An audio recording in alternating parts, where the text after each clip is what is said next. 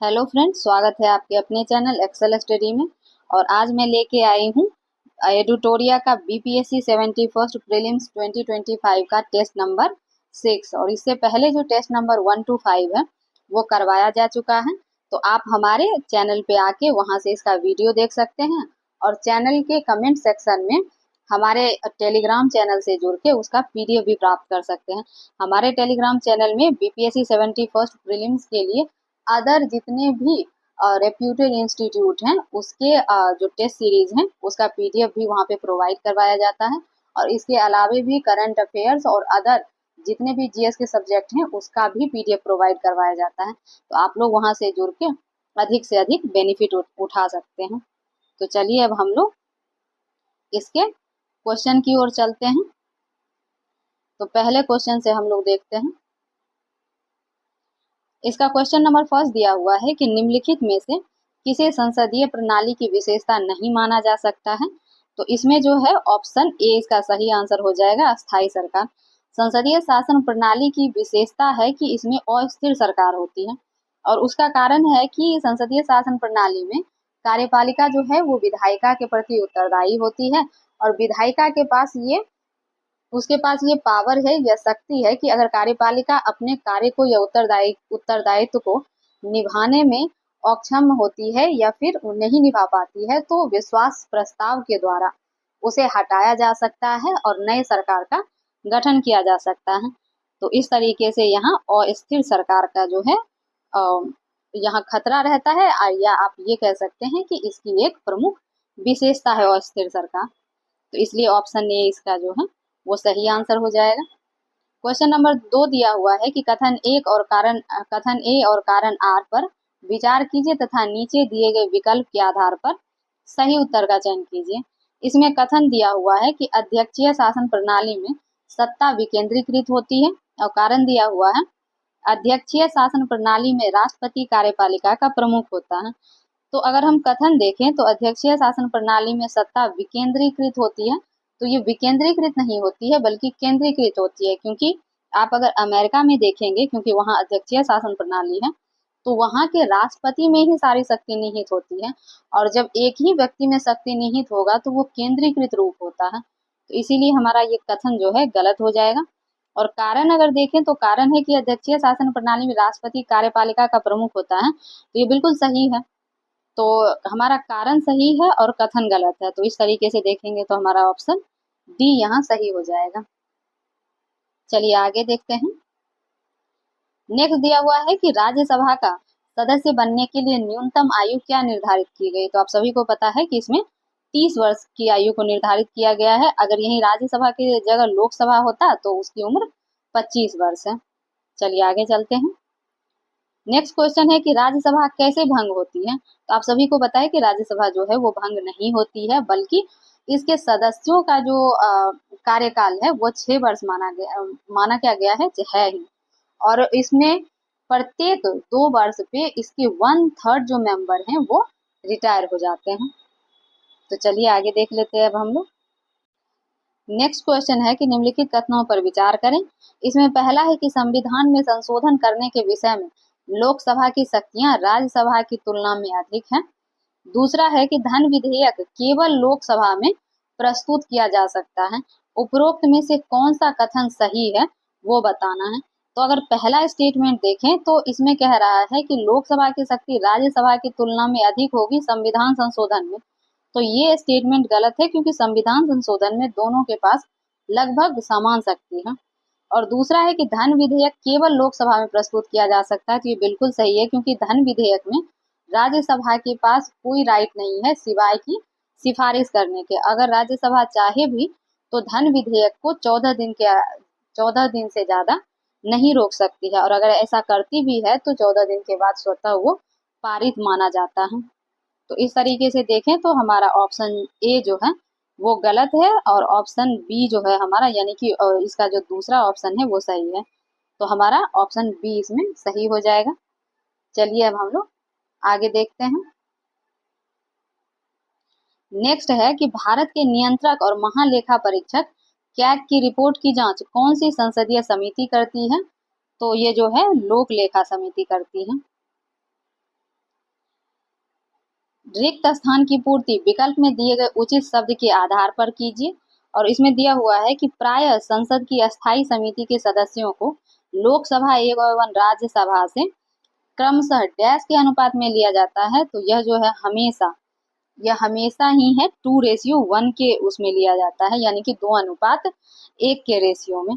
अगर आप लोग देखे भी होंगे तो हमारे जो अस्थायी समिति है वो 3 टाइप का है, और उसमें अगर आप लोग सदस्यों की संख्या देखें तो जैसे कि अगर प्राक्कलन समिति को छोड़ दिया जाए तो उसके अलावा जो लोक लेखा है या फिर लोक उपक्रम समिति है, तो उसमें 22 मेंबर में से जो 15 मेंबर हैं वह लोकसभा से और 7 मेंबर जो है वो राज्यसभा से आते हैं। तो इस तरीके से उसका रेशियो 2:1 बन के आता है।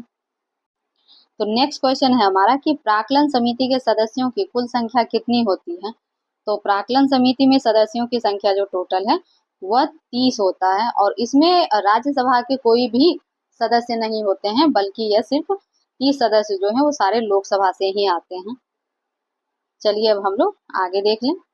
इसमें कह रहा है कि निम्नलिखित में से कौन सा उच्चतम न्यायालय के आरंभिक क्षेत्राधिकार में आता है, और नीचे है कि निम्नलिखित कूटों के आधार पर सही उत्तर का चयन करना है। तो इसमें पहला जो स्टेटमेंट दिया हुआ है कि भारत संघ तथा एक या एक से अधिक राज्यों के बीच का विवाद। दूसरा है कि भारत संघ तथा किसी संघ राज्य क्षेत्र के बीच का विवाद। तीसरा है मौलिक अधिकार से संबंधित विवाद। 2 या 2 से अधिक राज्यों के बीच विवाद। तो आप सभी को पता है कि उच्चतम न्यायालय के जो आरंभिक क्षेत्राधिकार में आते हैं उसमें भारत संघ और उसके साथ एक या एक से अधिक राज्यों के बीच अगर विवाद होता है, तो फिर उसमें फंडामेंटल राइट से रिलेटेड अगर कोई विवाद होता है, या फिर अगर 2 राज्यों के बीच या 2 से 2 यानी कि एक तरफ 2 राज्य और दूसरे तरफ भी 2 राज्य या उससे ज्यादा भी हो सकता है, तो उसके बीच अगर विवाद होता है तो ये उसके प्रारंभिक यानी कि प्राथमिक क्षेत्राधिकार में आता है। तो ये 3 होगा, जबकि भारत संघ तथा किसी संघ राज्य क्षेत्र के बीच का विवाद ऐसा नहीं है, तो इसीलिए ये ऑप्शन हमारा गलत हो जाएगा।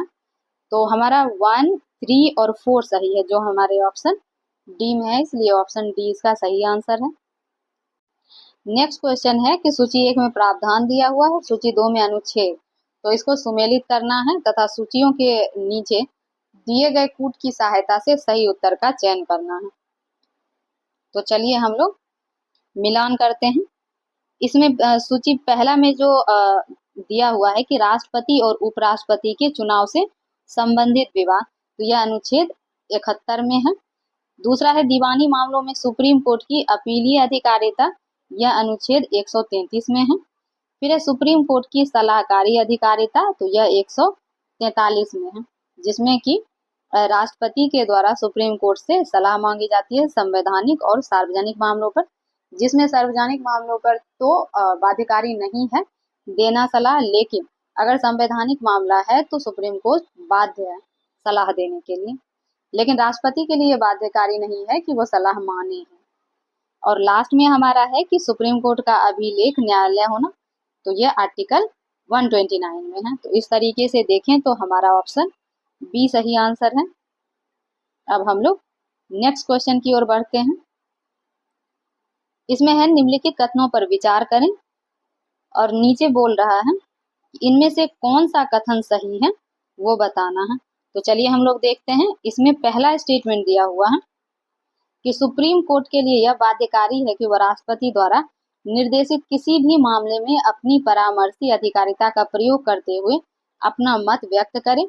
दूसरा है परामर्शी अधिकारिता की शक्ति के अधीन प्राप्त किसी निर्देश पर उच्चतम न्यायालय की पूर्ण पीठ सुनवाई करती है।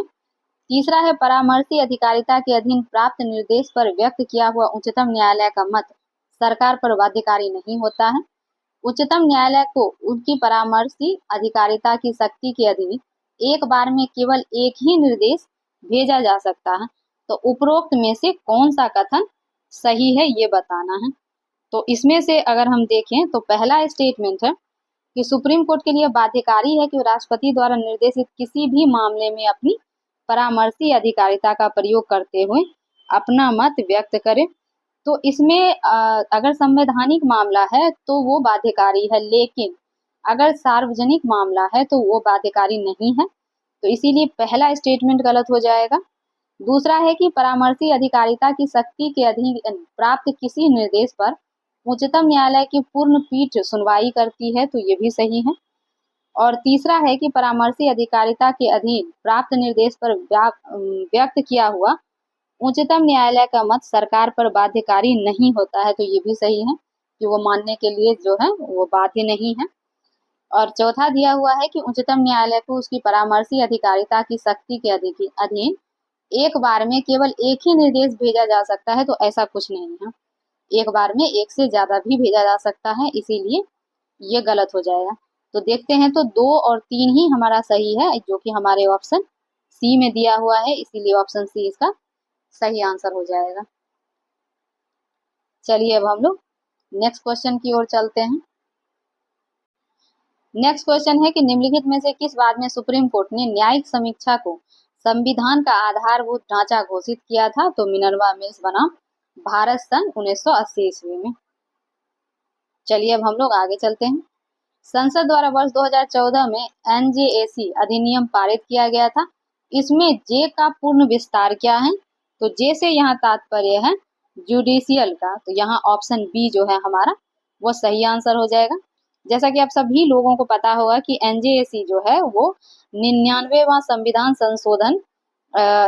संशोधन अधिनियम के तहत लाया गया था, जो कि बाद में न्यायपालिका के द्वारा न्यायिक स्वतंत्रता के हनन के कारण इसको रद्द कर दिया गया।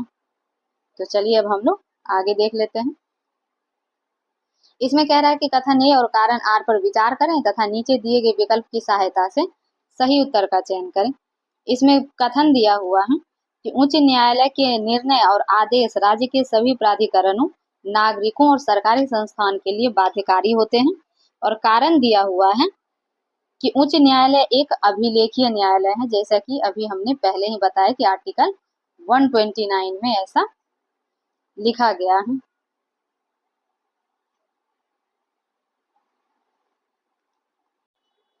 नेक्स्ट क्वेश्चन है हमारा कि कथन ए और कारण आर पर विचार करें तथा नीचे दिए गए विकल्प की सहायता से सही उत्तर का चयन करें। इसमें कथन ए दिया हुआ है कि उच्च न्यायालय के निर्णय और आदेश राज्य के सभी प्राधिकरणों, नागरिकों और सरकारी संस्थानों के लिए बाध्यकारी होते हैं। और कारण दिया हुआ है कि उच्च न्यायालय एक अभिलेखीय न्यायालय है या अभिलेख न्यायालय है। तो इसमें कथन जो है वो भी सही है और कारण भी सही है, और कारण जो है वो कथन की सही व्याख्या भी कर रहा है, तो इसीलिए हमारा ऑप्शन ए इसका सही आंसर है। नेक्स्ट है रिक्त स्थान की पूर्ति विकल्प में दिए गए उचित शब्द के आधार पर कीजिए। पर्यावरण संरक्षण और उससे संबंधित विवादों के निपटारे के लिए राष्ट्रीय हरित अधिकरण अधिनियम वर्ष यानी कि किस वर्ष में पारित किया गया? तो यह जो था वर्ष 2010 में लाया गया था, एनजीटी। नेक्स्ट है हमारा कि भारतीय संविधान के अनुच्छेद 157 और अनुच्छेद 158 के तहत राज्यपाल के पद पर नियुक्त होने के लिए कौन सी योग्यता निर्धारित नहीं की गई है? तो इसमें जो है ऑप्शन बी वाला ये सही हो जाएगा कि उस राज्य से संबंधित हो जिस राज्य में उसे नियुक्त किया गया हो। तो राज्यपाल हमेशा जिस राज्य में उनकी नियुक्ति की जाती है उस राज्य के वो नागरिक नहीं होते हैं। तो हमारा जो है ये ऑप्शन बी जो है ये सही आंसर है। चलिए अब हम लोग आगे देखते हैं। नेक्स्ट है कि निम्नलिखित कथनों पर विचार कीजिए। पहला है किसी राज्य के राज्यपाल की परिलब्धियां और भत्ते उसकी पदावधि के दौरान कम नहीं किए जा सकते हैं, तो ये बिल्कुल ठीक है। दूसरा है कि किसी राज्य के राज्यपाल के विरुद्ध संवैधानिक कदाचार के आधार पर उसकी पदावधि के दौरान दंडिक कार्यवाही संस्थित की जा सकती है, तो यहाँ संस्थित नहीं की जा सकती है। जब तक वो अपने पद पे बने हुए हैं तब तक कोई भी कार्यवाही नहीं हो सकती है, तो ये ऑप्शन हमारा गलत है। इस तरीके से अगर देखें तो उपरोक्त में से कौन सा कथन सही है? तो केवल ऑप्शन ए हमारा सही हो जाएगा कि केवल एक सही है। तो चलिए अब हम लोग नेक्स्ट क्वेश्चन की ओर चलते हैं। हमारा नेक्स्ट क्वेश्चन है कि सूची 1 में जो राज्यपाल की शक्ति दिया हुआ है, सूची 2 में प्रावधान, उसको सुमेलित कीजिए तथा सूची के नीचे दिए गए कूट की सहायता से सही उत्तर का चयन करें। तो इसमें पहला है कि न्यायिक शक्तियां, तो न्यायिक शक्तियां यह आप सभी को पता है कि अनुच्छेद 161 में दिया हुआ है। फिर है अध्यादेश जारी करने की शक्ति, तो यह अनुच्छेद 213 में। विधेयकों की स्वीकृति देने की शक्ति, तो यह जो है अनुच्छेद 200 में। और फिर विधानसभा को सत्र बुलाने, स्थगित करने और भंग करने की शक्ति अनुच्छेद 174 में। तो इस तरीके से हमारा ऑप्शन सी जो है वो सही हो जाएगा। नेक्स्ट है रिक्त स्थान की पूर्ति विकल्प में दिए गए उचित शब्द के आधार पर कीजिए। तो इसमें दिया हुआ है कि अनुच्छेद 10 के तहत राज्यपाल अपने विवेकाधीन के कुछ सीमित मामलों में कार्य कर सकता है, तो यह अनुच्छेद 163 के तहत है। ऑप्शन बी उसका सही आंसर हो जाएगा। नेक्स्ट क्वेश्चन है कि मुख्यमंत्री का यह कर्तव्य होगा कि वह राज्यपाल को राज्य की कार्यपालिका या विधायिका से संबंधित सभी जानकारियों को प्रदान करेगा, और यह प्रावधान किया गया है तो अनुच्छेद 167 में। नेक्स्ट है हमारा कि रिक्त स्थान की पूर्ति विकल्प में दिए गए उचित शब्दों के आधार पर कीजिए। तो चलिए देख लेते हैं। भारतीय संविधान के अनुच्छेद 164 के अनुसार मुख्यमंत्री की डैश राज्यपाल द्वारा किया जाता है, तो नियुक्ति की जाती है मुख्यमंत्री की राज्यपाल के द्वारा। चलिए अगला क्वेश्चन देखते हैं। अगला है कि भारत में किसी राज्य की विधान परिषद आकार में उस राज्य के विधानसभा के आधे से अधिक बड़ी हो सकती है। और दूसरा दिया हुआ है कि किसी राज्य का राज्यपाल उस राज्य की विधान परिषद के सभापति को नाम निर्देशित करता है। तो इसमें पहला ऑप्शन जो है कि विधान परिषद का आकार किसी भी राज्य में उसकी विधानसभा के आधे से अधिक हो सकती है, तो ऐसा नहीं है। विधानसभा के 1/3 आकार का ही विधान परिषद हो सकता है, तो ये ऑप्शन हमारा गलत हो जाएगा। दूसरा है कि किसी राज्य का राज्यपाल उस राज्य की विधान परिषद के सभापति का नाम निर्देशित करता है, तो ऐसा नहीं है। राज्यपाल के द्वारा कोई नाम निर्देशित नहीं किया जाता है, बल्कि सभापति जो है वो विधान परिषद के जो सदस्य है उसी में से चुन के आता है, तो उसका चुनाव होता है और वो भी आपस में। तो इसीलिए ये स्टेटमेंट भी गलत हो जाएगा। तो इसमें जो है हमारा ऑप्शन डी सही हो जाएगा, क्योंकि कह रहा है उपरोक्त में से कौन सा कथन सही है, तो कोई भी दोनों में से सही नहीं है। नेक्स्ट क्वेश्चन है कि किसी राज्य के विधान परिषद में कितने सदस्य स्थानीय निकाय से निर्वाचित किए जाते हैं। तो इसमें से 1/3 जो है वो स्थानीय निकाय से वहां से नॉमिनेट होके आता है, यानी कि चयन होके। चलिए आगे देखते हैं। नेक्स्ट है कि सूची 1 जिसमें प्रावधान दिया हुआ है, सूची 2 में अनुच्छेद, उसको सुमेलित करना है। तो चलिए अब हम लोग सुमेलित करते हैं। इसमें पहला दिया हुआ है कि विधानसभा का जो कार्यकाल है, तो विधानसभा के जो कार्यकाल है उसका आर्टिकल है 172, यानी कि ए का 3 हो जाएगा। विधानसभा का विघटन, तो विधानसभा का विघटन दिया हुआ है अनुच्छेद 174 में। फिर विधानसभा की संरचना, तो विधानसभा की संरचना है अनुच्छेद 170 में, और विधानसभा का गठन है अनुच्छेद 169 में। तो इस तरीके से अगर हम देखें तो हमारा ऑप्शन सी जो है वो सही आंसर हो जाएगा।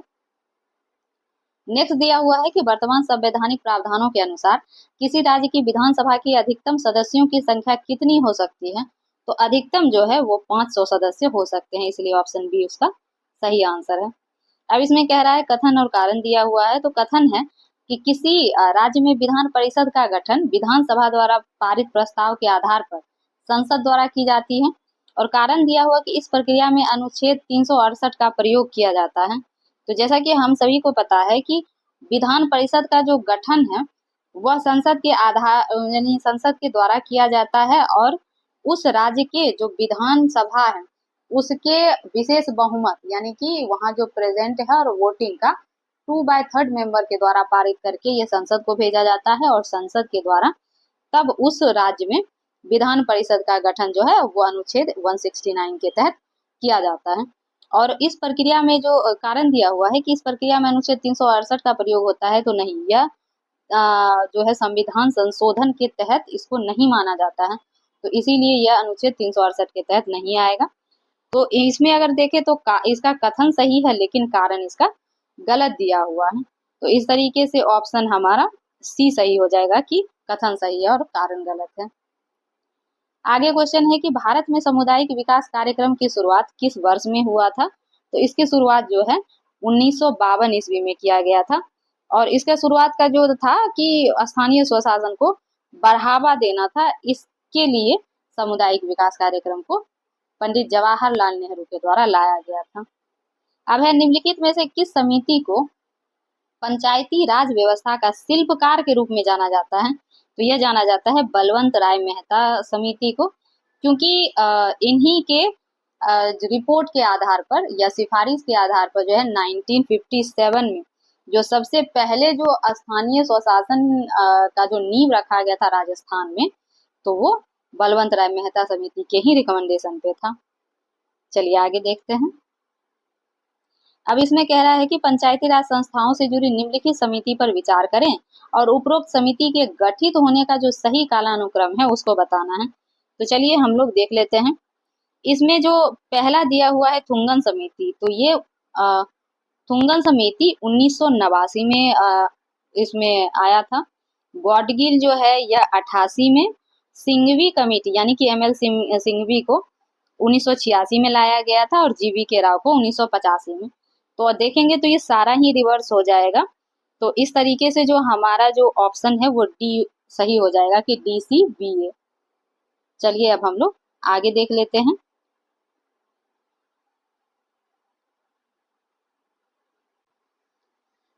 नेक्स्ट क्वेश्चन है कि रिक्त स्थान की पूर्ति विकल्प में दिए गए उचित शब्द के आधार पर कीजिए, और दिया हुआ है कि 73वां संविधान संशोधन अधिनियम वर्ष डैश में पारित किया गया था। तो ये हम सभी को पता है कि ये 1992 में लाया गया था और फिर 1993 से इसको पूरे भारत में लागू कर दिया गया। भारतीय संविधान की 11वीं अनुसूची में पंचायत की शक्तियां तथा विषय वस्तु की चर्चा की गई है। इसके तहत कुल कितने विषयों को शामिल किया गया है? तो इसके तहत कुल 29 विषय को शामिल किया गया है, इसलिए ऑप्शन सी इसका सही आंसर है। निम्नलिखित में से कौन सा विषय संविधान की 11वीं अनुसूची में शामिल नहीं है? तो इसमें जो शामिल नहीं होगा वह है उच्च शिक्षा। इसमें जो प्राइमरी और सेकेंडरी स्कूल का जो है यानी कि प्राइमरी और सेकेंडरी एजुकेशन का बात किया गया है, लेकिन हायर एजुकेशन जो है वो 11वीं अनुसूची में शामिल नहीं है। चलिए आगे देखते हैं। इसमें है भारतीय संविधान में भाग 9A में किस संविधान संशोधन अधिनियम द्वारा जोड़ा गया है? तो यह है 74वां संविधान संशोधन अधिनियम। नेक्स्ट है स्थानीय स्वशासन की सर्वोत्तम व्याख्या यह की जा सकती है कि यह एक प्रयोग है। तो यह प्रयोग है लोकतांत्रिक विकेंद्रीकरण का। आगे दिया हुआ है कि निम्नलिखित कथन पर विचार करिए और उपरोक्त में से कौन सा कथन सही है वो बताना है। तो इसमें पहला जो दिया हुआ है कि पंचायतों में सीटों का आरक्षण संबंधी उपबंध अनुच्छेद 243D में है, और दूसरा है कि राज्य चुनाव आयोग के गठन संबंधी उपबंध अनुच्छेद 243B में है। और इसमें से सही कथन पूछा है, तो इसमें जो पहला स्टेटमेंट सही है कि 243 के D में जो है आरक्षण का प्रावधान किया गया है, लेकिन 243B में राज्य चुनाव आयोग के गठन संबंधी यहाँ जो है उपबंध नहीं किया गया है, बल्कि यह जो है 243K में है। इसीलिए ये हमारा दूसरा जो है स्टेटमेंट गलत है। तो हमारा आंसर ए हो जाएगा कि केवल एक सही है। नेक्स्ट है कि वर्तमान में भारत में कुल कितने संघ शासित क्षेत्र यानी कि UT जो हैं वो अभी कितने हैं? तो अब हम सभी को पता है कि अभी वर्तमान में 8 संघ शासित क्षेत्र हैं। चलिए अब हम लोग नेक्स्ट क्वेश्चन की ओर चलते हैं। नेक्स्ट क्वेश्चन दिया हुआ है कि सूची 1 में प्रावधान है तथा सूची 2 में अनुच्छेद है, उसको सुमेलित करना है। तो चलिए हम लोग सुमेलित करते हैं। इसमें पहला है चुनावी मामले में अदालतों के हस्तक्षेप पर रोक। तो यह जो है अनुच्छेद 329 में है। वयस्क मताधिकार का प्रावधान यह अनुच्छेद 326 में है। फिर है चुनाव कार्य का संचालन चुनाव आयोग द्वारा, तो यह जो है 324 में दिया हुआ है। और लास्ट में कि किसी भी व्यक्ति को धर्म, जाति, लिंग और नस्ल के आधार पर मतदाता सूची में नामांकन से नहीं रोका जा सकता है, तो यह अनुच्छेद 325 में है। तो इस तरीके से हमारा जो है ऑप्शन बी सही आंसर है। तो अब हम लोग नेक्स्ट क्वेश्चन की ओर चलते हैं। नेक्स्ट है कि भारत के निर्वाचन आयोग की शक्तियों के संबंध में निम्नलिखित तत्वों पर विचार कीजिए। उपरोक्त में से कौन सी शक्तियां निर्वाचन आयोग को प्राप्त है वो बताना है। तो इसमें अगर हम देखें तो निर्वाचन आयोग को प्रशासनिक संबंधी शक्तियां प्राप्त हैं। फिर इसमें अर्धन्यायिक शक्तियां हैं और सलाहकारी शक्तियां। न्यायिक शक्तियां जो है वो केवल न्यायपालिका को ही संविधान में न्यायिक शक्ति का प्रोविजन किया गया है। उसके अलावा जो है चुनाव आयोग के पास अर्ध न्यायिक शक्तियां हैं, यानी कि न्याय जैसी व्यवस्था है, लेकिन एक जो प्रॉपर कैरिकुलम है कि न्याय के लिए जो एक कैरिकुलम फॉलो किया जाता है वो न्यायिक शक्ति यानी कि न्यायपालिका के द्वारा ही किया जाता है। इसलिए हमारा ये जो है ये दूसरा वाला ऑप्शन नहीं होगा, 1, 3 और 4 सही होगा जो हमारे ऑप्शन सी में है, इसलिए ऑप्शन सी हमारा सही हो जाएगा। चलिए नेक्स्ट देख लेते हैं। नेक्स्ट है कि निम्नलिखित में से किस समिति की सिफारिश के आधार पर भारत में चुनाव में इलेक्ट्रॉनिक वोटिंग मशीन यानी कि ईवीएम का प्रयोग प्रारंभ किया गया। तो यह जो है दिनेश गोस्वामी समिति के रिकमेंडेशन पे लाया गया था और यह जो है 1990 में ये समिति जो है इसकी रिपोर्ट आई थी। चलिए आगे देखते हैं। नेक्स्ट है कि अनुसूचित क्षेत्र और जनजातीय क्षेत्रों का प्रशासन भारतीय संविधान के किस भाग के उपबंध के अंतर्गत प्रशासित किया गया है? तो यह आया है भाग 10 के अंतर्गत। चलिए आगे देख लेते हैं। नेक्स्ट है कह रहा है कि निम्नलिखित कथन पर विचार करें और जो कथन सत्य है उसको बताना है। तो चलिए हम लोग देखते हैं। इसमें पहला स्टेटमेंट दिया हुआ है कि संविधान के अनुच्छेद 317 के तहत संयुक्त राज्य लोक सेवा आयोग के अध्यक्ष और अन्य सदस्यों की नियुक्ति भारत के राष्ट्रपति के द्वारा की जाती है, तो बिल्कुल सही है। दूसरा है कि संविधान के अनुच्छेद 323 के अनुसार संयुक्त लोक सेवा आयोग का यह कर्तव्य होगा कि वह राष्ट्रपति के समक्ष अपना वार्षिक रिपोर्ट प्रस्तुत करे। तो यह राष्ट्रपति के समक्ष नहीं बल्कि राज्यपाल के समक्ष प्रस्तुत करेंगे, तो ये स्टेटमेंट गलत हो जाएगा। तो हमारा ऑप्शन ये सही है कि केवल एक ही सही है। तो चलिए अब नेक्स्ट देखते हैं। नेक्स्ट है कि राज्य लोक सेवा आयोग के सदस्य को हटाया जा सकता है, तो यह हटाया जा सकता है उच्चतम न्यायालय की जांच के पश्चात राष्ट्रपति द्वारा। नेक्स्ट में है कि कथन और कारण दिया हुआ है, तो कथन हम लोग देखते हैं कि वित्त आयोग के अध्यक्ष एवं सदस्यों की योग्यताओं का निर्धारण भारत के राष्ट्रपति द्वारा किया जाता है। और दूसरा कह रहा है कारण में कि अध्यक्ष एवं सदस्यों की नियुक्ति भारत के राष्ट्रपति द्वारा होती है। तो इसमें जो पहला है कि वित्त आयोग के अध्यक्ष और सदस्य की योग्यता का निर्धारण भारत के राष्ट्रपति के द्वारा नहीं किया जाता है, बल्कि ये संविधान में ही वर्णन किया गया है। और दूसरा कारण दिया हुआ कि अध्यक्ष और सदस्य की नियुक्ति भारत के राष्ट्रपति द्वारा होती है, तो हाँ, नियुक्ति भारत के राष्ट्रपति के द्वारा की जाती है, इसीलिए कथन जो है हमारा गलत होगा लेकिन कारण सही है। तो ऑप्शन हमारा यहाँ डी सही हो जाएगा कि ए गलत है परंतु आर सही है। तो चलिए अब हम लोग नेक्स्ट क्वेश्चन देखते हैं। नेक्स्ट में है वित्त आयोग के कार्यों से संबंधित निम्नलिखित कथनों पर विचार कीजिए और उपरोक्त में से कुल कितने कथन सही हैं वो बताना है। तो इसमें पहला है कि भारत की संचित निधि से धन निकालने की अनुमति देना। दूसरा है प्राप्त करों के भागों को राज्यों के बीच बांटना। तीसरा है सहायता अनुदान के लिए राज्यों के आवेदन पर विचार करना। और चौथा है संघ सरकार तथा राज्य सरकारें बजट के प्रावधानों के अनुसार करों की उगाही कर रही है या नहीं, इसकी देखरेख करना तथा उस पर रिपोर्ट देना। इसमें पहला स्टेटमेंट जो बोल रहा है कि भारत के संचित निधि से धन निकालने की अनुमति देना, यह वित्त आयोग का काम नहीं है। वित्त आयोग का काम है कि बस सिफारिश करना कि केंद्र और राज्य के बीच जो धन का आवंटन है उसको लेके सिफारिश करना कि हाँ आपको इतना परसेंटाइल में आपको राज्यों को धन देना है। दूसरा है कि प्राप्त करों के भाग को राज्यों के बीच बांटना, तो ये बिल्कुल सही है क्योंकि वित्त आयोग का यही काम है। फिर है सहायता अनुदान के लिए राज्यों के आवेदन पर विचार करना, ये भी सही है। और संघ राज्य तथा राज्य सरकार के बजट के प्रावधानों के अनुसार करों की उगाही कर रही है या नहीं, इसकी देखरेख करना, तो ये वित्त आयोग का कार्य नहीं है। यानी कि 2 और 3 सही है, तो हमारे पास सिर्फ 2 ही स्टेटमेंट सही है, इसलिए ऑप्शन बी जो है वह सही हो जाएगा। चलिए अब हम लोग आगे देख लेते हैं। नेक्स्ट क्वेश्चन की ओर चलते हैं। नेक्स्ट है रिक्त स्थान की पूर्ति विकल्प में दिए गए उचित शब्द के आधार पर कीजिए। इसमें वस्तु एवं सेवा कर परिषद का गठन भारतीय संविधान के अनुच्छेद डैश के तहत किया गया है, तो यह है 279A के तहत। नेक्स्ट क्वेश्चन है राष्ट्रीय अनुसूचित जनजाति आयोग की स्थापना किस वर्ष की गई थी, तो 2004 में। राष्ट्रीय पिछड़ा वर्ग आयोग का गठन और संवैधानिक दर्जा क्रमशः कब प्रदान किया गया था, यह 1993 ईस्वी एवं 2018 ईस्वी, यानी कि राष्ट्रीय पिछड़ा वर्ग आयोग का गठन 1993 में हुआ और संवैधानिक दर्जा 2018 में मिला। अब हम लोग नेक्स्ट क्वेश्चन की ओर चलते हैं। नेक्स्ट है कि भारत के नियंत्रक एवं महालेखा परीक्षक के संघ के लेखा संबंधी प्रतिवेदनों को सर्वप्रथम निम्न में से किसको प्रस्तुत किया जाता है? यह सबसे पहले भारत के राष्ट्रपति को दिया जाता है।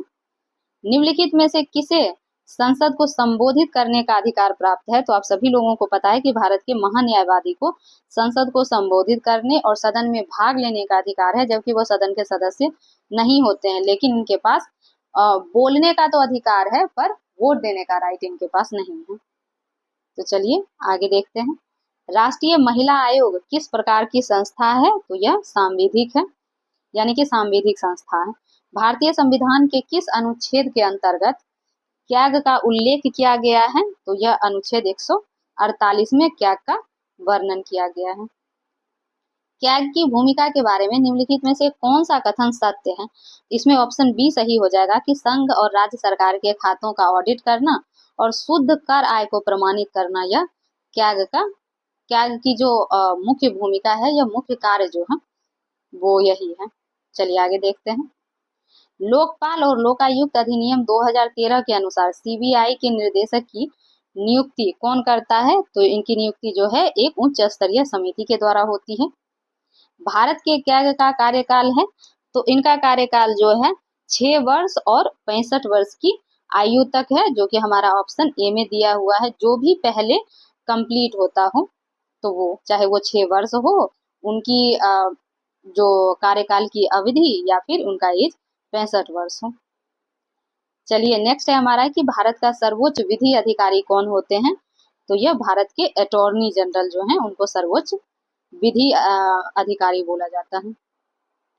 फिर है भारत के महान्यायवादी के बारे में निम्नलिखित में से कौन सा कथन सत्य नहीं है? तो वह सदन का सदस्य होता है, यह सही नहीं है, क्योंकि वह सदन के सदस्य नहीं होते हैं, फिर भी वह सदन में भाग लेते हैं, सदन को संबोधित कर सकते हैं, लेकिन चूंकि वह सदन के सदस्य नहीं होते इसीलिए वह उनके पास वोटिंग राइट नहीं होता है, वो वोट नहीं कर सकते हैं। नेक्स्ट क्वेश्चन है हमारा कि अटॉर्नी जनरल की योग्यताएं निम्नलिखित में किनके समान है? तो उनका जो योग्यता है वो सर्वोच्च न्यायालय के न्यायाधीश के नियुक्त होने के योग्यता के बराबर है। निम्नलिखित में से कौन सा कार्य राज्य के महाधिवक्ता का नहीं है? तो इसमें से जो सालसा के अध्यक्ष के रूप में कार्य करना, यह जो है राज्य के महाधिवक्ता का कार्य नहीं है।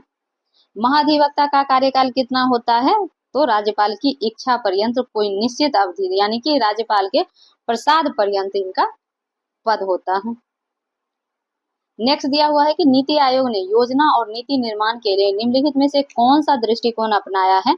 तो हम सभी को पता है कि यह नीचे से ऊपर की ओर दृष्टिकोण, यानी कि बॉटम टू टॉप अप्रोच है। चलिए आगे देखते हैं। निम्नलिखित में से कौन सा नीति आयोग का उद्देश्य नहीं है? तो इसमें से राज्य और केंद्र शासित प्रदेश को वित्तीय संसाधन आवंटित करना, यह नीति आयोग का कार्य नहीं है। नीति आयोग जो है एक्चुअली वो केंद्र और राज्य सरकार के बीच एक मंच का कार्य करती है, जिसका काम है कि एक मंच प्रोवाइड करना जिसपे केंद्र और राज्य सरकार आके आपसी बातचीत करके नीति निर्माण या फिर आपसी समस्याओं को क्या कर सके, बातचीत के द्वारा उस पे आगे के प्रोसीजर पर कार्य कर सके। चलिए आगे देख लेते हैं कि अब हमारा नेक्स्ट क्वेश्चन क्या है। नेक्स्ट है कि नीति आयोग के पहले उपाध्यक्ष कौन थे? तो यह अरविंद पनगड़िया जो थे इसके सर्वप्रथम उपाध्यक्ष यही बने थे। नेक्स्ट क्वेश्चन की ओर चलते हैं।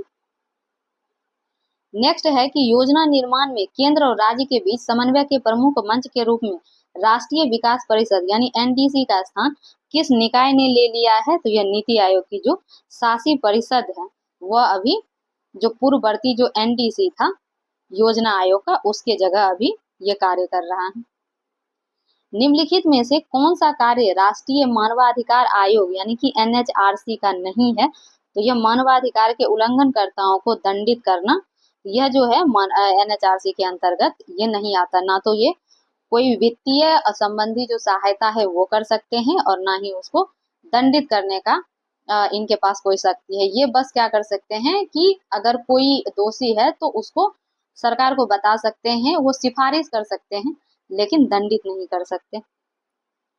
अब है राष्ट्रीय मानवाधिकार आयोग यानी NHRC मामले की सुनवाई कर सकता है, तो वह स्वयं से यानी कि स्व प्रेरणा से या किसी के शिकायत द्वारा या जब न्यायालय बोलेगी या न्यायालय द्वारा संदर्भित किसी भी कार्य को।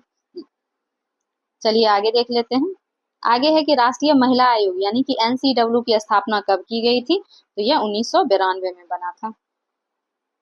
राष्ट्रीय बाल अधिकार संरक्षण आयोग यानी कि NCPCR बाल अधिकार के लिए निम्नलिखित में से किस कार्य की निगरानी करता है, तो यह जो है ये सारा ही करेगा। शिक्षा का अधिकार अधिनियम 2019, बाल श्रम निषेध और विनियमन अधिनियम और किशोर न्याय अधिनियम, इसलिए ऑप्शन डी उसका सही आंसर है।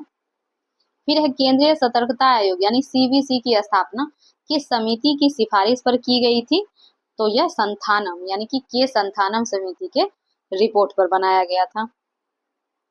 अब आगे दिया हुआ है कि कथन और कारण, तो कथन देखते हैं।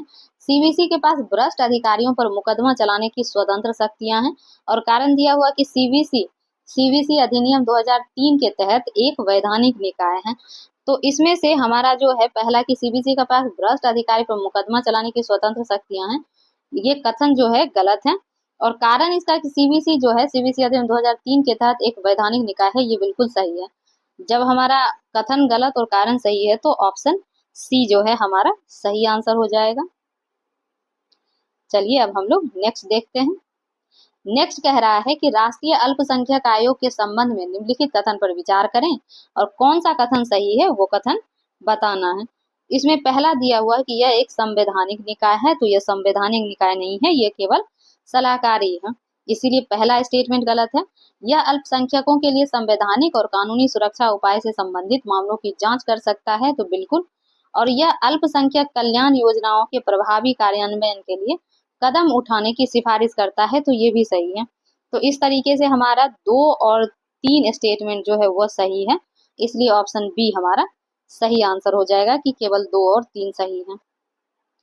नेक्स्ट में दिया हुआ है कि RTI अधिनियम के तहत निम्नलिखित प्राधिकरणों को उनके कार्यों से सुमेलित करिए, और विकल्प दिया हुआ है और उस विकल्प के अनुसार हमें उत्तर चुनना है। तो पहला दिया हुआ है कि केंद्रीय सूचना आयोग यानी कि CIC, तो यह जो है केंद्र के सार्वजनिक प्राधिकरणों के खिलाफ अपील करता है। दूसरा है कि राज्य सूचना आयोग यानी कि SIC, यह राज्य के सार्वजनिक प्राधिकारियों के विरुद्ध अपील करता है। और बचा जन सूचना अधिकारी यानी कि PIEO, तो यह जानकारी प्रदान करता है। तो इस तरीके से जो हमारा कूट है वह ऑप्शन बी में दिया हुआ है, इसलिए ऑप्शन बी इसका सही आंसर हो जाएगा।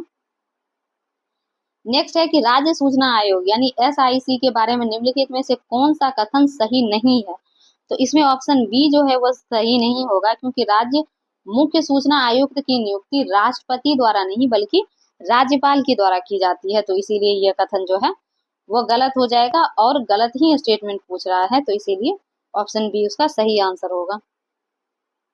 सूचना का अधिकार संशोधन अधिनियम 2019 ने निम्नलिखित में से कौन से परिवर्तन किए हैं, तो इसमें से CIC और SIC का कार्यकाल और वेतन केंद्र सरकार के नियम के अधीन कर दिया गया है, यह उसमें चेंज किया गया है। चलिए आगे हम लोग देखते हैं। नेक्स्ट क्वेश्चन की ओर चलते हैं। तो नेक्स्ट है कि केंद्रीय अन्वेषण ब्यूरो यानी CBI के बारे में निम्नलिखित कथन पर विचार करें, और इसमें जो उपरोक्त कथन में से कौन सा सही है वो बताना है। इसका पहला है कि इसका गठन संथानम समिति जो कि 1962 में आया था उसकी सिफारिश पे इसका गठन किया गया। दूसरा है CBI भ्रष्टाचार, आर्थिक अपराध और विशेष अपराधों से संबंधित मामलों की जांच करती है। तो इसमें पूछ रहा है सही, तो दोनों ही स्टेटमेंट सही है, इसलिए ऑप्शन सी इसका सही आंसर हो जाएगा। चलिए अब हम लोग नेक्स्ट क्वेश्चन देखते हैं। नेक्स्ट में दिया हुआ है कि कौन सी अदालत राज्य की सहमति के बिना CBI को किसी मामले की जांच करने का निर्देश दे सकती है, तो इसमें एक तो मिलेगा सर्वोच्च न्यायालय को और उच्च न्यायालय को, तो ऑप्शन डी सही हो जाएगा कि बी और सी दोनों को मिल सकता है।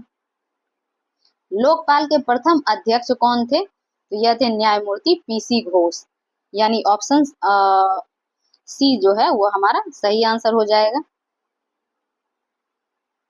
नेक्स्ट दिया हुआ है लोकपाल की संरचना के संबंध में निम्नलिखित में से कौन सा कथन सही नहीं है, तो इसमें सी नहीं सही होगा कि अध्यक्ष भारत का जो है सेवानिवृत्त मुख्य न्यायाधीश ही होना चाहिए, ऐसा कोई कंपलसरी नहीं है। निम्नलिखित में से कौन सी विशेषता लोकपाल एवं लोकायुक्त अधिनियम 2013 की नहीं है? तो इसमें से जो ऑप्शन सी है कि लोकपाल विदेशी धन प्राप्त करने वाले एनजीओ के खिलाफ शिकायत नहीं लेता, यह जो है यह विशेषता जो है इसकी नहीं है। तो ऑप्शन सी इसका सही आंसर है। नेक्स्ट कह रहा है निम्नलिखित कथन पर विचार करें, उपरोक्त में से कौन सा कथन सही है वो बताना है। इसमें पहला है कि राष्ट्रीय आपदा प्रबंधन प्राधिकरण यानी एनडीएमए की स्थापना भारत सरकार द्वारा एक कार्यकारी आदेश के तहत की गई थी। दूसरा है एनडीएमए के अध्यक्ष भारत के राष्ट्रपति होते हैं। तीसरा है एनडीएमए के सदस्यों को अध्यक्ष द्वारा नामित किया जाता है। तो इसमें से जो पहला स्टेटमेंट है वो बिल्कुल सही है और तीसरा स्टेटमेंट भी सही है, लेकिन इसमें जो एनडीएमए के अध्यक्ष जो राष्ट्रपति ना होके बल्कि यहाँ प्रधानमंत्री होना चाहिए, तो इसीलिए दूसरा स्टेटमेंट गलत है। तो इस तरीके से हमारा 1-3 जो है ऑप्शन ए में दिख रहा है, इसलिए ऑप्शन ए हमारा सही आंसर हो जाएगा। आपदा प्रबंधन अधिनियम 2005 को अधिनियमित करने का मुख्य तात्कालिक कारण क्या था? तो यह था हिंद महासागर में सुनामी। निम्नलिखित में से कौन सा कार्य राष्ट्रीय आपदा प्रबंधन प्राधिकरण यानी एनडीएमए का नहीं है? तो यह जो है विकास परियोजनाओं को आपदा रोधी बनाने हेतु मंत्रालय को दिशा निर्देश देना, यह एनडीएमए का कार्य नहीं है। ऑप्शन सी इसका सही आंसर हो जाएगा। फिर है एनडीएमए द्वारा अपनाई जाने वाली कौन सी क्रिया न्यूनीकरण के उद्देश्य को आगे बढ़ाने हेतु होती है? तो यह जो है विधियों में आवश्यक संशोधन की अनुशंसा, यानी ऑप्शन बी उसका सही आंसर है। जिला आपदा प्रबंधन प्राधिकरण यानी डीडीएमए का अध्यक्ष कौन होता है? तो यह जो है जिलाधिकारी या उपायुक्त। ऑप्शन बी सही आंसर है। आपदा प्रबंधन में जिला स्तर पर कार्यरत विभिन्न विभागों एवं संगठनों में समन्वय स्थापित करने की जिम्मेदारी किसकी है? तो यह जिम्मेदारी जो है जिला आपदा प्रबंधन प्राधिकरण की है। ऑप्शन सी सही है। स्वतंत्र भारत का पहला विधि आयोग किस वर्ष गठित किया गया था? तो यह 1955 में किया गया था। ऑप्शन डी इसका सही आंसर है। भारतीय संविधान का कौन सा अनुच्छेद यह प्रावधान करता है कि संविधान से पहले बने कानून तब तक लागू रहेंगे जब तक कि उन्हें निरसित या संशोधित ना किया जाए? यह अनुच्छेद 372 में है। निम्नलिखित में से कौन सा कथन विधि आयोग के कार्यों के संदर्भ में सही है? तो इसमें कूट के द्वारा इसको आंसर देना है। तो चलिए हम लोग देख लेते हैं। इसमें पहला है कि यह विदेशी देशों द्वारा भेजे गए अनुसंधान अनुरोधों पर विचार कर सकता है यदि उन्हें भारत सरकार द्वारा संदर्भित किया गया हो। दूसरा है यह कानून और न्यायिक प्रशासन से संबंधित मामलों पर सरकार को राय देता है, पर केवल तब तक जब उसे संसद द्वारा प्रस्तावित किया गया हो, और इसका कार्य गरीबों की कानूनी सहायता के लिए कानूनों को सरल और सुलभ बनाना है। तो इसमें जो पहला स्टेटमेंट है वो बिल्कुल सही है और तीसरा भी स्टेटमेंट सही है, और इसमें जो है दूसरा स्टेटमेंट जो है यह गलत हो जाएगा। तो इसीलिए हमारा 1 और 3 सही है जो हमारे ऑप्शन सी में दिया हुआ है, इसलिए ऑप्शन सी इसका सही आंसर हो जाएगा। तो चलिए अब हम लोग नेक्स्ट क्वेश्चन की ओर बढ़ते हैं। नेक्स्ट में दिया हुआ है कि एक व्यक्ति एक वोट सिद्धांत के संदर्भ में परिसीमन का उद्देश्य क्या है? तो इसका उद्देश्य है सभी निर्वाचन क्षेत्रों में समान जनसंख्या सुनिश्चित करना। भारत का परिसीमन आयोग किस प्रकार का निकाय है? तो यह जो है वैधानिक निकाय है। अब तक भारत में परिसीमन आयोग कितनी बार गठित किया जा चुका है? तो अभी तक कुल 4 बार गठित किया जा चुका है, जिसमें 1952, फिर 1963, फिर 1973 और 2002। नेक्स्ट है भारत का चुनाव आयोग किस मंत्रालय के अंतर्गत आता है? तो यह एक स्वतंत्र संवैधानिक निकाय है। ऑप्शन सी उसका सही आंसर है। नेक्स्ट दिया हुआ है कि निम्नलिखित में से कौन सा आयोग कार्मिक मंत्रालय के अंतर्गत नहीं आता है? तो यह जो है राष्ट्रीय मानवाधिकार आयोग जो है यह कार्मिक मंत्रालय के अंतर्गत नहीं है। 97वें संविधान संशोधन अधिनियम के तहत संविधान के किस भाग में सहकारी समितियों के लिए नया भाग जोड़ा गया? तो यह जो है भाग 9B, यह जो है सहकारी समितियों के लिए जोड़ा गया था। फिर है भारतीय संविधान के भाग 9B के अनुसार किसी सहकारी समिति के निर्देशक मंडल यानी कि बोर्ड ऑफ डायरेक्टर्स में अधिकतम कितने सदस्य हो सकते हैं? तो उसमें टोटल 21 सदस्य जो हैं वो हो सकते हैं। सहकारी समिति के अंकेक्षण से संबंधित अंकेक्षकों या अंकेक्षण फर्मों की न्यूनतम योग्यता कौन निर्धारित करेगा? तो यह जो है राज्य विधानमंडल के द्वारा किया जाएगा। भारतीय संविधान के अनुसार सहकारी समितियों की परिभाषा किस अनुच्छेद में दी गई है? तो यह अनुच्छेद 243 ZH में दी गई है। अब हम लोग नेक्स्ट क्वेश्चन देखते हैं। नेक्स्ट है कि राजभाषा अधिनियम 1963 के अनुसार अंग्रेजी भाषा का प्रयोग केंद्र सरकार के कामकाज में कब तक जारी रहेगा? तो यह अनिश्चित काल तक जारी रहेगा। आगे दिया हुआ है कि संविधान के अनुसार निम्न में से कौन से कार्य अनिवार्यतः अंग्रेजी भाषा में होंगे जब तक संसद अन्यथा व्यवस्था न करे? इसमें पहला दिया हुआ है कि उच्चतम न्यायालय की कार्रवाई, दूसरा है उच्च न्यायालय की कार्रवाई, तीसरा है संसद में प्रस्तुत विधेयक और चौथा है केंद्र सरकार के आदेश का आधिकारिक पाठ। तो इसमें जो है पहला, दूसरा और चौथा ये बिल्कुल सही है। और इसमें तीसरा जो है संसद में प्रस्तुत विधेयक, तो संसद में अंग्रेजी के अलावा हिंदी में भी जो अनुवादित है उसको भी अनुवाद करके साथ में रखा जाता है, इसीलिए तीसरा ऑप्शन जो है वो गलत हो जाएगा। तो 1, 2 और 4 सही है जो हमारे पुट सी में दिया हुआ है। चलिए आगे देखते हैं। नेक्स्ट है निम्न में से कौन सी भाषाएं 92 संविधान संशोधन 2003 के माध्यम से 8वीं अनुसूची में जोड़ी गई थी? तो यह जो मैथिली, डोंगरी, संथाली और बोडो, ये 4 भाषा जो है वह 92 संविधान संशोधन के तहत जोड़ा गया था। फिर है भारत में निर्वाचन से संबंधित विवादों का निर्णय किसके अधिकार क्षेत्र में आता है? तो यह जो है उच्च न्यायालय और उच्चतम न्यायालय के अधिकार क्षेत्र में आता है। चलिए आगे देख लेते हैं। इसमें दिया हुआ है कि बलवंत राय मेहता समिति की सिफारिश के अनुरूप बिहार में त्रिस्तरीय व्यवस्था कब से कार्यरत हुआ? तो यह जो है 2001 से अपने यानी कि उस टाइम से यह कार्यरत हुआ या लागू हो गया। निम्नलिखित में से कौन सा कथन बिहार पंचायती राज अधिनियम 2006 के प्रावधानों के संबंध में सही है? पहला है महिलाओं के लिए सभी स्तर पर 50% आरक्षण है। अनुसूचित जाति और अनुसूचित जनजाति को उनकी जनसंख्या के अनुपात में आरक्षण प्राप्त है। और तीसरा है पिछड़े वर्गों के सभी स्तर पर 25% आरक्षण प्राप्त है। तो इसमें से पहला और दूसरा तो बिल्कुल सही है। तीसरा है कि पिछड़े वर्ग को सभी स्तरों पर ये भी 50% आरक्षण प्राप्त है, 25% नहीं, इसीलिए तीसरा गलत है। तो ऑप्शन ए सही हो जाएगा, 1 और 2 सही है।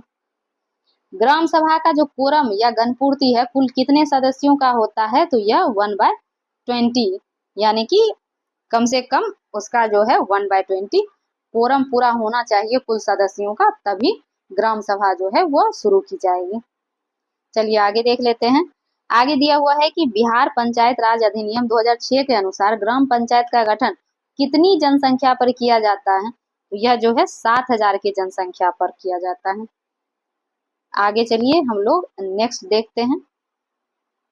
नेक्स्ट में दिया हुआ है कि निम्नलिखित में से कौन सा कथन बिहार पंचायती राज अधिनियम 2006 के अनुसार सही है? इसमें पहला है ग्राम पंचायत का कार्यकाल 5 वर्ष का होता है। प्रत्येक 500 जनसंख्या पर एक वार्ड सदस्य का निर्वाचन होता है। मुखिया और उप मुखिया अपना त्याग पत्र ग्राम पंचायत के सचिव को देते हैं। इसमें पहला और दूसरा स्टेटमेंट तो बिल्कुल सही है, लेकिन तीसरा सही नहीं है, क्योंकि मुखिया और उप मुखिया जो है अपना त्याग पत्र ग्राम पंचायत के सचिव को नहीं देते हैं, बल्कि पंचायती राज पदाधिकारी को देते हैं। तो इसीलिए ये स्टेटमेंट गलत है। तो हमारा ऑप्शन ए सही हो जाएगा कि 1 और 2 सही है। निम्नलिखित में से कौन सा कथन जिला परिषद के संबंध में सही है और निम्नलिखित में से कौन से कथन सही है वो बताना है। इसमें पहला स्टेटमेंट है कि जिला परिषद के अध्यक्ष अपना त्याग पत्र जिला दंडाधिकारी को देते हैं। दूसरा है जिला परिषद के उपाध्यक्ष अपना त्याग पत्र जिला दंडाधिकारी को देते हैं। और तीसरा है जिला परिषद के सदस्य अपना त्याग पत्र अध्यक्ष को देते हैं। और इसमें सही बताना है। पहला और तीसरा स्टेटमेंट तो बिल्कुल सही है, लेकिन दूसरा स्टेटमेंट इसका सही नहीं है, क्योंकि जिला परिषद के उपाध्यक्ष अपना त्याग पत्र जिला दंडाधिकारी को ना देके बल्कि जिला अध्यक्ष को देंगे। तो इसीलिए ये स्टेटमेंट गलत है। तो 1, 3 सही है जो हमारे स्टेटमेंट बी में दिया हुआ है। नेक्स्ट क्वेश्चन है कि टीम इंडिया हब और ज्ञान एवं नवाचार हब निम्नलिखित के प्रभाग हैं। तो यह दोनों जो हैं नीति आयोग के प्रभाग हैं। पटना उच्च न्यायालय के प्रथम मुख्य न्यायाधीश कौन थे? तो यह सर एडवर्ड मेनार्ड डेस जेम्स केमियार, यानी कि ऑप्शन बी हमारा सही आंसर है। पटना उच्च न्यायालय में वर्तमान में मुख्य न्यायाधीश सहित कुल कितने अस्थायी एवं अतिरिक्त न्यायाधीश हैं? तो इसमें 29 अस्थायी और 14 जो हैं अतिरिक्त न्यायाधीश हैं। राज्य सरकार में प्रशासनिक दृष्टि से सर्वोच्च अधिकारी कौन होता है? तो वह मुख्य सचिव होता है। किस राज्य सरकार ने जनवरी 2025 से दिसंबर 2027 तक भारतीय राष्ट्रीय खो खो टीम के लिए 15 करोड़ रुपए की परियोजना की घोषणा की है? तो यह जो है उड़ीसा सरकार के द्वारा किया गया। तो चलिए अब हम लोग नेक्स्ट क्वेश्चन की ओर चलते हैं। नेक्स्ट दिया हुआ है कि किस राज्य ने सर्वे ऑफ विलेज आबादी and mapping with improvised technology in village areas, यानी कि स्वामित्व योजना के तहत संपत्ति कार्ड वितरित करने वाला पूर्वोत्तर भारत का पहला राज्य बन गया है? तो यह जो है मिजोरम है। ऑप्शन बी इसका सही आंसर है। चलिए अब हम लोग नेक्स्ट क्वेश्चन देखते हैं। इसमें है कि जनवरी 2025 तक भारत का मेट्रो रेल नेटवर्क के संबंध में निम्नलिखित कथनों पर विचार करें।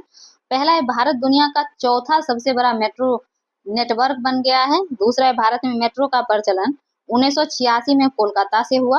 तीसरा है वर्तमान में भारत का मेट्रो रेल नेटवर्क 1000 किलोमीटर से अधिक हो चुका है। और सत्य कथन का चयन करना है। तो इसमें हम देखते हैं कि इसमें जो है केवल तीसरा स्टेटमेंट सही है।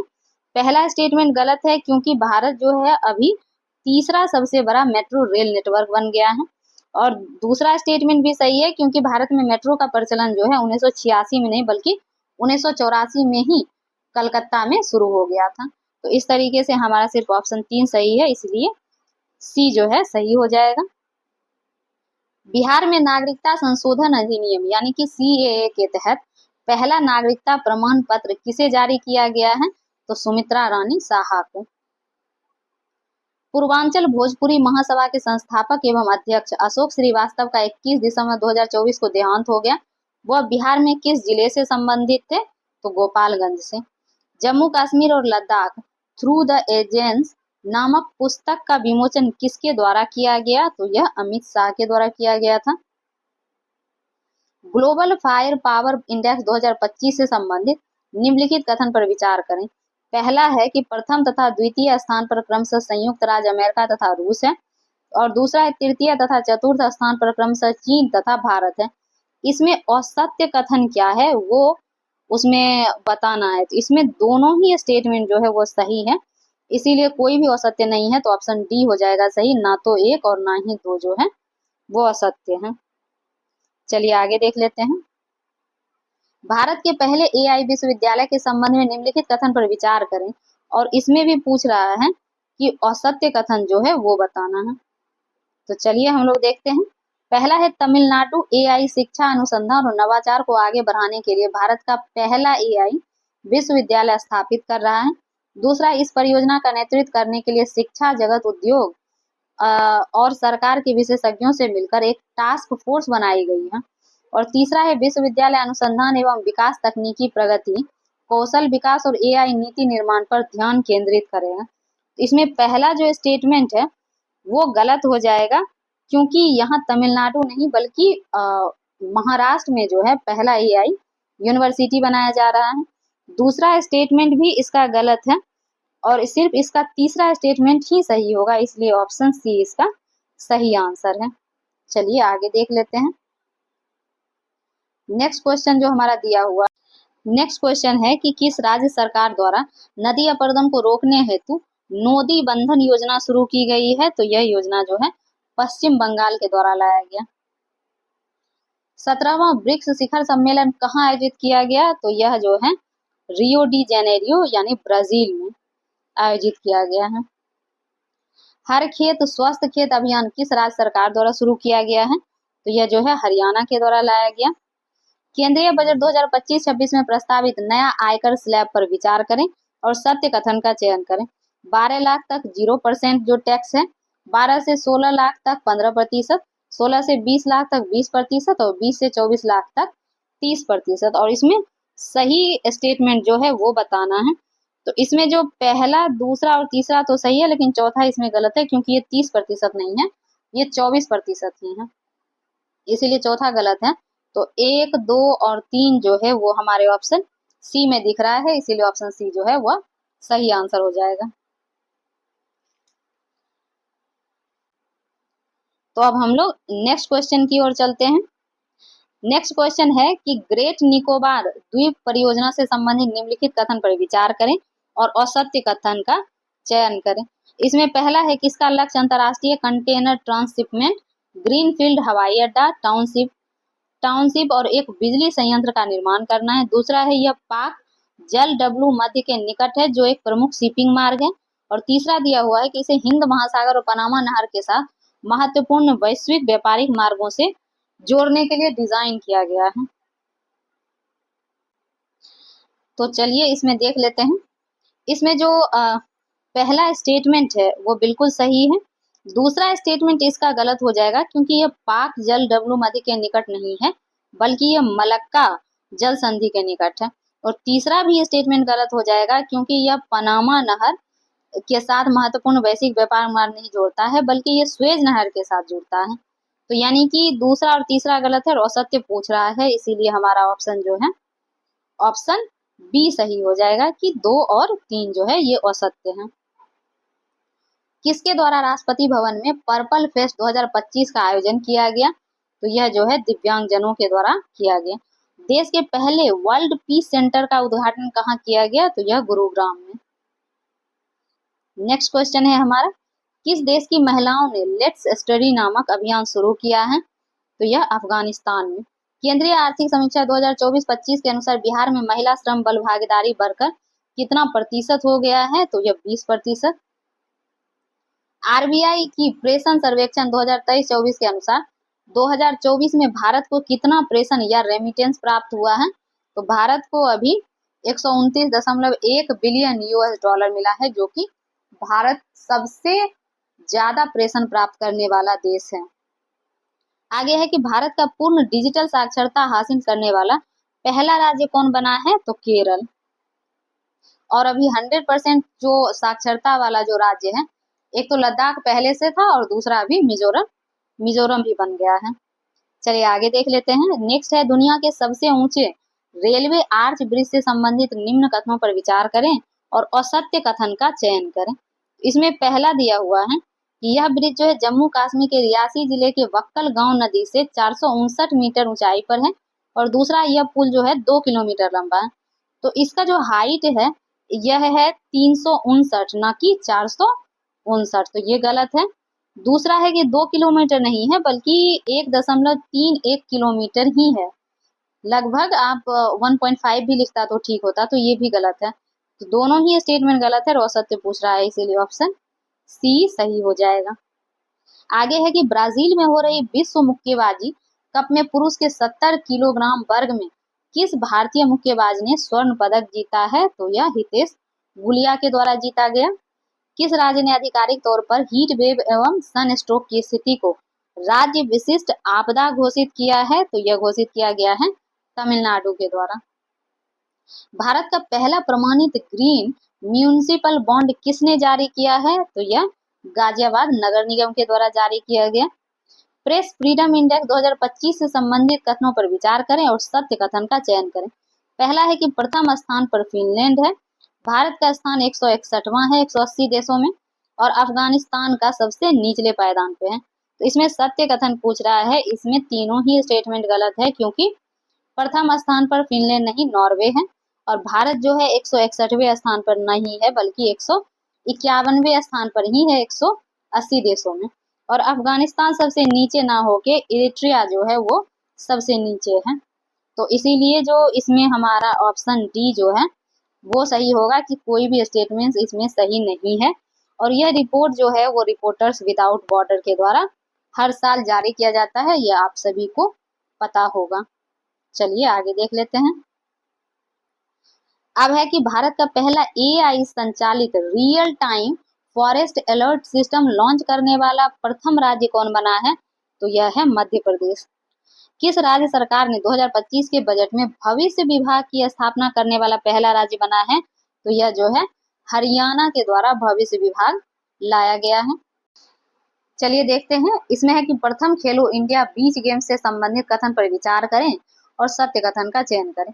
पहला है, इसका उद्घाटन 19 मई 2025 को दीव के धोंगला बीच और समापन दीव के INS खुखरी मेमोरियल में आयोजित किया गया और इसकी शुभंकर पर्ल डॉल्फिन थी। और तीसरा है, 5 स्वर्ण 6 रजत और 3 कांस्य के साथ हरियाणा शीर्ष स्थान पर था। तो इसमें जो पहला स्टेटमेंट है तो ये बिल्कुल सही है। दूसरा स्टेटमेंट भी सही है, लेकिन तीसरा सही नहीं है, क्योंकि इसमें जो है हरियाणा शीर्ष पे नहीं था बल्कि मणिपुर शीर्ष पर था। तो इस तरीके से अगर हम ऑप्शन देखें तो पहला दूसरा जो है ऑप्शन ए में है, इसीलिए ऑप्शन ए हमारा सही आंसर है। किस देश ने दुनिया की पहली राष्ट्रीय स्तरीय क्रिप्टो पर्यटन भुगतान प्रणाली की शुरुआत की है? तो भूटान। और इसमें है कि 42वां राष्ट्रीय सीनियर रोइंग चैंपियनशिप 2025 कहाँ आयोजित किया गया? तो यह आयोजित किया गया है भोपाल, मध्य प्रदेश। तो अब जो हमारा नेक्स्ट जो 10 क्वेश्चन दिया हुआ है, यह मैथमेटिक्स का दिया हुआ है, तो मैं इसका आंसर आप लोग को बता देती हूँ। तो आप लोग इसे सॉल्व करके और अपना आंसर मिला लेंगे। और अगर आप लोग को इसका सॉल्यूशन भी चाहिए तो आप मुझे कमेंट सेक्शन में बता सकते हैं, मैं इसका सॉल्यूशन भी आप लोग के लिए लेकर आऊंगी। और इसके अलावा भी मैं एक बात और रिमाइंड करवा दूं फिर से कि हमारे यूट्यूब चैनल पे एडिटोरिया का इससे पहले भी 1 to 5 टेस्ट सीरीज करवाया जा चुका है। इसके अलावा जो खान GS सेंटर का है उसका टेस्ट सीरीज भी करवाया जा चुका है। और अगर आप लोग को परफेक्शन का चाहिए तो आप लोग हमें बता सकते हैं, मैं वो भी ला दूंगी। और हमारे टेलीग्राम चैनल पे BPSC 71st के प्रीलिम से रिलेटेड पटना के जितने भी रेप्यूटेड इंस्टीट्यूट हैं उसके टेस्ट सीरीज का जो PDF है वो फ्री में प्रोवाइड करवाया जाता है। और BPSC से रिलेटेड जितने भी कंटेंट हैं, चाहे वो GS पॉइंटर हो, घटना चक्र हो या फिर NCERT हो या अलग अलग नोट्स या फिर करंट अफेयर्स वगैरह के भी नोट्स वहाँ पे आपको दिया जाता है। तो आप टेलीग्राम चैनल से जुड़ के मैक्सिमम बेनिफिट उठा सकते हैं।